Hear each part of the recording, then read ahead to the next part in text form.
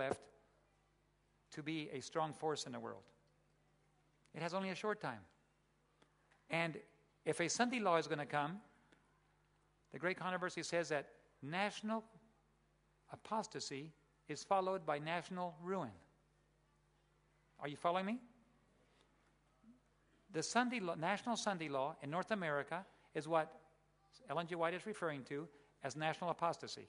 When the government makes a law restricting freedom of worship and enforcing a human-made law on top of God's law, it will be a sign of national apostasy. And what follows national apostasy? National ruin. Now, let me say this. This is interesting. National ruin is going to happen with or without a Sunday law. Now, I'm not trying to say what Sister White said is not. No, it's the other way around. I'm trying to say that if the Sunday law is going to come, it better come soon. Because if it doesn't come, national ruin is going to follow anyhow. Are you following me? North America has already committed suicide financially. It's already gone beyond the point of recovery. It has now accelerated the process by just printing tons and tons and tons of money in order to pay its bills. And whenever they start getting into a problem, they just print 700 billion more of currency. And they're talking about doing it again before the end of the year. This is outrageous. If they have a packet that will help the thing, why do they have to do it again a couple months later? The more currency you print, the faster it devaluates everything. The faster it devaluates, all it is a rapid transfer of wealth from the average citizen into the pockets of a few people. That's all it is. It's like the ship is going under. You better take everything the people have before they go down. And so it's a rapid transfer because every little dollar there's some people that have worked for years to store up $100,000 of reserves. Some have $1 million. Some have more of reserves. Some only have $20,000. Some only have $1,000. But that is their little savings account. What they don't realize is every time the government prints money like this, it devaluates and sucks the value out of the little they have left to now it's only pennies on the dollar. A $100 bill from the United States will soon be used as toilet paper. This is what one of the major networks has recently forecast. Now, there is a rapid gaining in value of the U.S. dollar as far as exchange rates. And some people are a little worried. How can that happen? How can the U.S. dollar be gaining? Have you noticed that your currency is going down and euros too? Is this something normal or man-made? Oh, it's man-made. Why? Because the U.S. dollar every day, I'm sorry about this, it must not fit very well. The U.S. dollar every day is being reduced in value as far as the value of the currency. And at the same time, it's gaining in value. What is happening? Well, first of all, China is buying up U.S. dollars like crazy. Europe is buying up U.S. dollars like crazy. This artificially inflates the value of demand. And what does it do? It protects the U.S. dollar from a collapse a little sooner. Europe is scared to death that the United States will go under. China is scared to death that there will be a recession because if the United States goes into recession, they're dead. And so they're holding up the currency as long as possible. And it also allows the very wealthy to transfer their money out of the U.S. currency with extremely inflated high rates. So first they suck it dry, then they transfer it out of the country, and then let it crash. 99.9% of all Americans will go hungry. But not those people that got their money while they could. So if North America is going to go down, and it's going to go down very soon. Now, am I going to tell you the date it's going to go down? No. I don't know. Can I tell you approximately when? Yes, approximately. Just like I said, approximately in September, there is evidence that the crisis will begin, and it began around the middle of September. I can tell you that probably in the next 12 months, there's going to be a great crisis, unless God intervenes with something we don't know about yet. If God intervenes, He can. God could postpone it for 2 years if He wants to. But there's going to be some variables that we don't know about that He's going to have to come up with, because this is not normal economic movements. Something is about to happen. The Sunday law is going to happen sometime by surprise. It's going to catch us by surprise. It's going to happen there. It's going to happen everywhere. The United States is going to collapse. National apostasy will be followed by national ruin. So the Sunday law is going to happen right before the collapse, and the collapse is going to come very soon. Now, where's the good news? This is the good news. I hope this sinks in. The good news is this. God is in control today. Absolutely in control. The devil cannot stop God. Every time God wants to do something, he knows how to do it, and the devil has to go to plan B. There's information that comes out of the top echelons and secret societies and other things about what's going to happen. I've been noticing when I get that information, some of it comes from Walter White. Some of you have been listening to his sermons. He's a good friend of mine. We're the only network in the world that broadcasts all this material. We translated it into Spanish. At first I thought, this is it. This is the end of our network.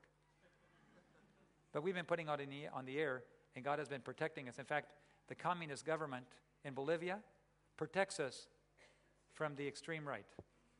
So we're being protected by the communists right now, so we can preach anything we want to, and the communist government says, no problem.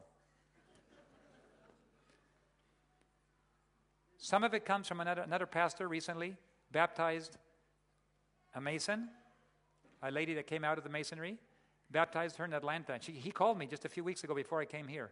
And he said, David, I just baptized this young lady. She was a low-level Mason, and her boyfriend is a high-level Mason. And I told her, are you aware that in early November, Atlanta is to be destroyed? And she said, yes, but how did you know? And she started crying. No, my question is, how do you know? You're just a low-level Mason. I know, but my boyfriend is a high-level Mason. And we all know that Atlanta is to be destroyed in November. And she shared other information. And you know what I've been noticing? Little pieces of information like this. The devil makes his plans, and he keeps having to change them. Because he's not in control. The Masons get a certain information, and they pass it around. This is secret information. Next month, new secret information. The plans have changed again. This is very clear information to me. God is in control, not the Satan. The people who are in control, the people who work with the secret societies, they're all getting new information and plan B, plan C, plan D. Now, what does this tell us as God's people? Do you know that we have one last opportunity to work? God is awakening his people. This is the devil's worst nightmare. This is what he feared all along. If only he could have kept God's people asleep. God cannot finish the great controversy, you see, because God cannot close the great controversy unless he has his last evidence. God cannot, Revelation 7. It's beautiful. Listen to this. I got to share this. Revelation 7. There's a great multitude. In verse 9. After this I beheld, and lo, a great multitude, which no man could number, of all nations, kindreds, tongues, and people. And they stood before the throne and before the Lamb, clothed with white robes and palms in their hands. And they cried with a loud voice, salvation to our God. Excuse me, I thought salvation came from God. Not here. In this scenario, God is the one being saved. Why is God saved? Because suddenly the accused is acquitted, like my wife was. God is standing there in the whole universe. The devil is pointing his finger at God and saying, you. And suddenly there is evidence in the world, that in the universe, that suddenly Satan is totally wrong on all counts. Salvation to our God. And guess who says it? The very next thing, it talks about, and one of the angels stood around about the throne, and the elders and the four beasts, and fell before the throne on their faces and worshiped God, saying, Amen. And then they worship God. And then in verse 13, one of the elders says, who are these people arrayed in white robes? And John says to them, Sir, thou knowest. And he said, these are they which came out of tribulation and washed their robes in the blood of the Lamb, and washed their robes and made them white in the blood of the Lamb. And it says, and they are before the throne of God, and they serve him day and night in his temple. Did you catch that? In the temple? Who is the one that lives in the temple? 144,000. The 144,000 are the only ones who make it through who come out of the tribulation. They live and they're translated. Everybody else, they didn't come out of it. They died in the great tribulation. The 144,000, they are the ones that come through it. And I saw the living saints, 144,000 in number, Sister White said, at the coming of Jesus. Now, the 144,000 are the evidence that God needs. This is what God is saying. Satan said it's impossible. He said only Jesus did it. I'm going to show you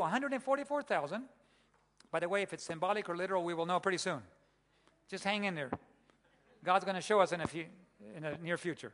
We don't know right now. I tend to lean toward it's a literal number, but if it's not, it's no big deal. God will show us. Now, there's 144,000, and God says, I rest my case. He throws it down and he says, I declare them righteous, and they live right on through the close of probation. They keep on going, and Satan knows that if he can make one of them sin, he ruins the evidence, and he doesn't have to close the great controversy. Flawed evidence is no good. This is a great responsibility, and that's why they agonize before the Lord, because they know they are human. They know that they could, there's a sinful tendency